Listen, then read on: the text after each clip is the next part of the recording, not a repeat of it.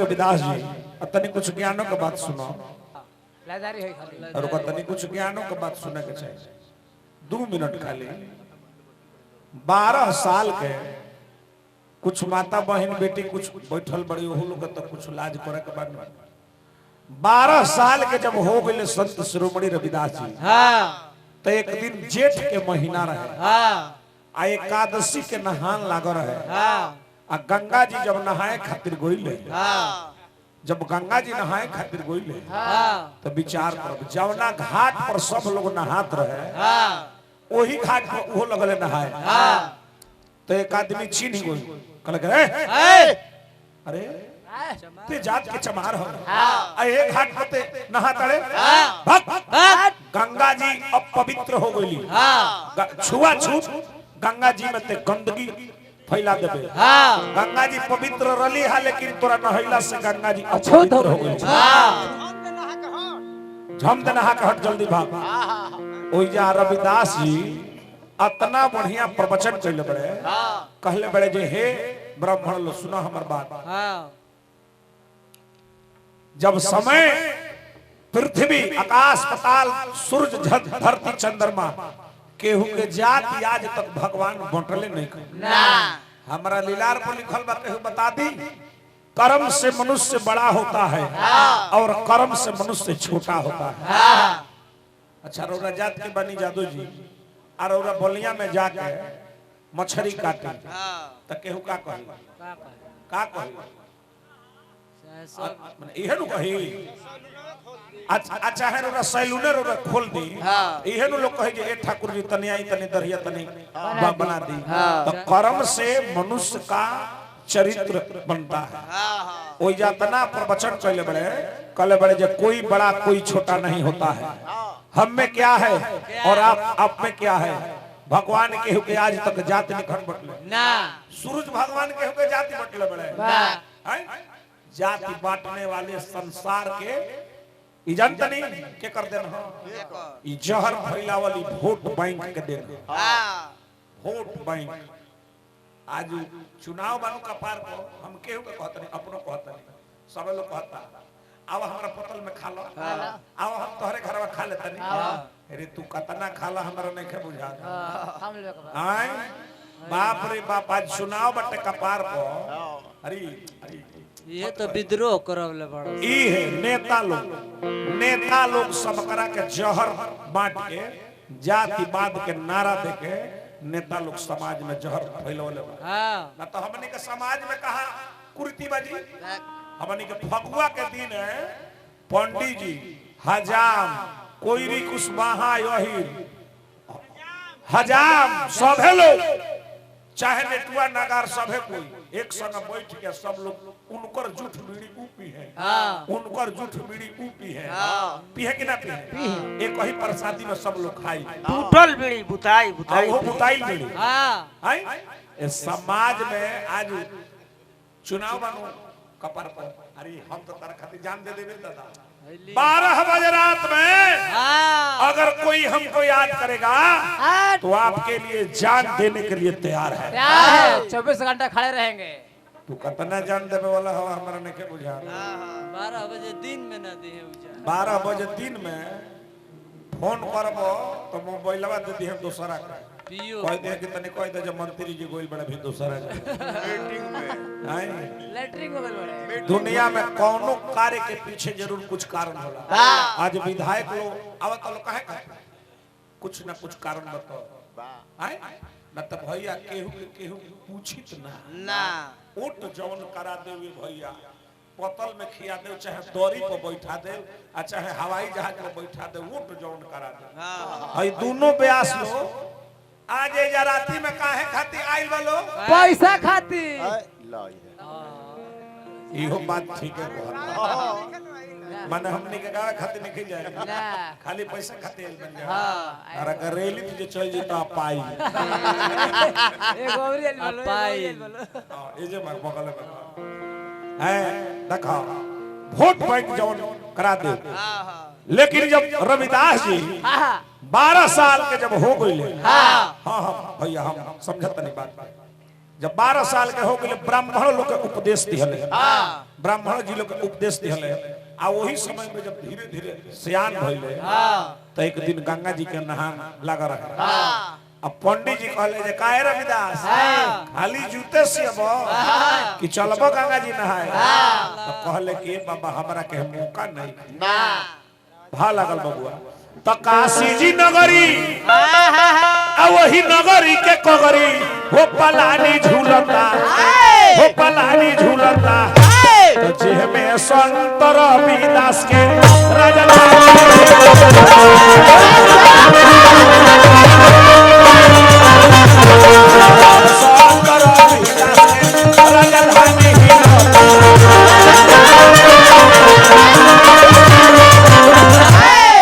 संत रविदास के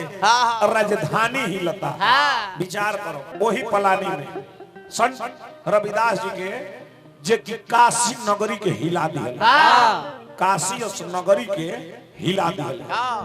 पंडित जी कहले जे चला चला चला जिंदगी भर जूते से बकितनी गंगा जी नहाई तो कहले कि ये बाबा हमारा के टाइम नहीं ना चल जाई रौरे गंगा जी नहा ले एगो हई हमारा ओर से एगो एक कौनी ले ले आ ले जाके गंगा माई के दे दे आ गंगा माई अगर हाथ उठा के ली है तो अब रौरा दे आ हमारा नाम से दे पंडित जी लगले हंस ओई जाति के चमा आई कहत जे गंगा जी दी मन हाथ निकली है तब दूधी हाय देखा इनकर फाइल बबुआ पंडित जी तो गोइले आ गंगा जी जब स्नान कली हले तो देखले कि हमारा बगलिए में बाऊ करती हलका कहले के अच्छा मजाक के मुंह कहले कि जाए तो कहिए देता कहले कि ए गंगा माई ई संत रविदास जी तारा के देले है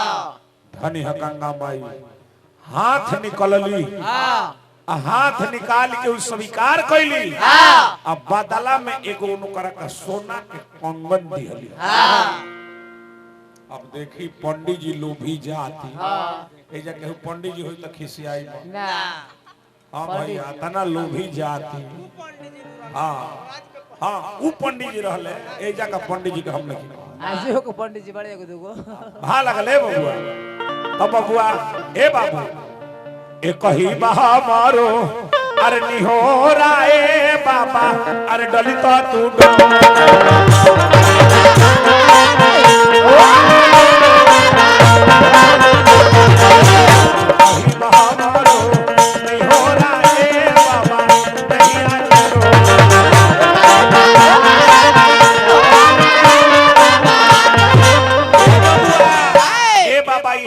निवेदन बा हम विचार करो कहले जे बाबा अब बाबा कोइले कहले जे गंगा माई ई रविदास देले हा गंगा माई एगो सोना के कंगन देली आ कहली कि ले जाके रविदास जी के दे दी अब तो बाभन लोभी जा कहले कि जूता सिए वाला ई सोना के कंगन का कहले जे ना ई कंगनवा के लेके जाए कहां राजा के पास तो बाड़ाऊ हमरा के धन दी हां अब तो बेच के राजा बनल चाहत चल गेले राजा के पास कहले जे महाराज की जय हो महाराज जी काशी नरेश रहले कहले जे का हाल बा महाराज जी कहले कि सोना के कंगन अरे वो सब तो सोना का कंगन है दादा दुकानियों पर ना मिली पैसों देला से ना मिली कहीं चल जेबा ना मिली उ राजा दिहले रानी के रानी कहली जे मार बढ़नी बाहरी तारा कमाई के मरद होते है कंगनवा के जोड़ा लगा दो और देखिए अब कंगन कोनो दुकानी पर से आई बा राजा कहले जे अब राजा जी कहले जे पंडित जी एक कंगन के जोड़ा लगा था और पंडित जी के बोलती बन अब कैसे कहिए पंडित जी कि कंगनवा गंगा माई देले रलिया रविदास खातिर चुपचाप खड़ा बा राजा कहले जे अन धन रुपया पैसा सब कुछ ले लो लेकिन कंगन के जोड़ा लगा और कुछ अब परले फेरा में पंडित जी ये दादा अब तो उहे हाल बजे छेरिया चारे न पागुर करे कहले जे दादा अब हमारा पोल खोलही के परी का कहले कि हे राजा ई कंगन हमार ना हो ना कि हम पहले कीन के नहीं खिले आओ ना ई गंगा माई हमरा के देले रहली हां तहरा कहले जे हमरा के ना हो ई रविदास जी खातिर देले रहले हां रविदास जी खातिर तो चली जा रविदास जी के पास हां काशी नरेश पंडित जी के लेके पहुंचले कहां रविदास जी जहां जूता सियत रहले तहां हां और रविदास जी डेराई पड़े फेरी ई बाभना कुछ चाल खेल ले बा कहा हां ई दादा ई तो हमरा आसन के है राजा आ गेले कहले कि बोली राजा कहले रहती तो हम ही रौरा के लगे आग रहती राजा कहले कि ना रविदास तू महान बाड़ो एगो कंगन ई पंडित जी लोभी जा ई गंगा माई तहरा खाती देले रहली लेकिन ई बाभन ले जाके हमरा के दे दे पैसा खाती एक रविदास एक कंगनवा के जोड़ा लगा कहले जे एगो कंगना ना ऐसन ऐसन 100 गो कंगना हम मंगा देबे आज जब हटवले कहले जे मन ओही घड़ी के बात हो मन बचाना तो कटवती मन बचाना तो कटवती में गाना हो मन बचाना तो कठौती के बनाना भगवती के ओढ़ले बारे बाबा एक भगवती के ओढ़ले बारे बाबा एक काहे बबुआ मन बा भगवती के ओढ़ले बाबा एक ओही में कमाई एगो मिलल बा बेढाना मन बचाना तो